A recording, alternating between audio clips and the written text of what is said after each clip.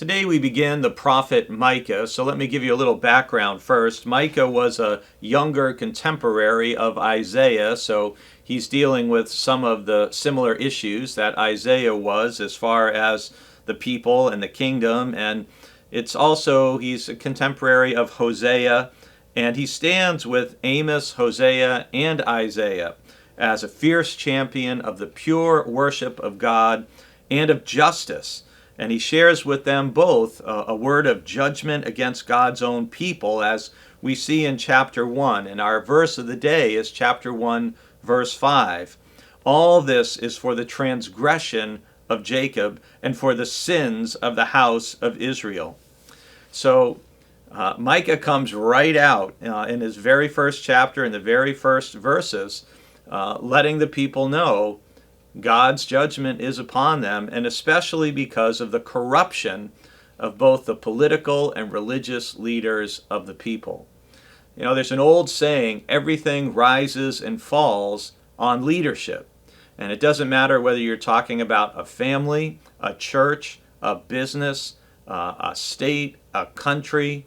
When you have good leadership, people who lead with intelligence and wisdom and character and insight and integrity, things tend to go better in any enterprise when leadership is that way.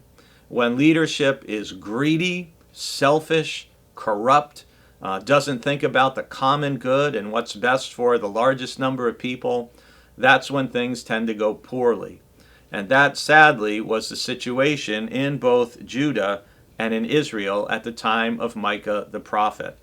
And if you read in chapter 1, which I hope you will hear about the sins of the people and the sins of the leadership. And Micah is very stark. I'm glad I haven't done what he did, but he said, "For this I will lament and wail. I'll go barefoot and naked. I will make lamentation like the jackals and mourning like the ostriches. For her wound is incurable. It has come to Judah. It has reached the gate of my people, Jerusalem." And he is referring to the invasion by the Assyrians that is going to lead to the doom for the northern kingdom of Israel. Again, we don't always like to think about the fact that there are consequences in life, and there are consequences in who we have as our leaders over us. And corruption at the top tends to lead to trouble for the whole body. So one of the things we take away from the beginning of the prophet Micah is how important it is for those of us who get to vote for our leaders, at least at a political level. They didn't vote for kings back in the time of the Bible.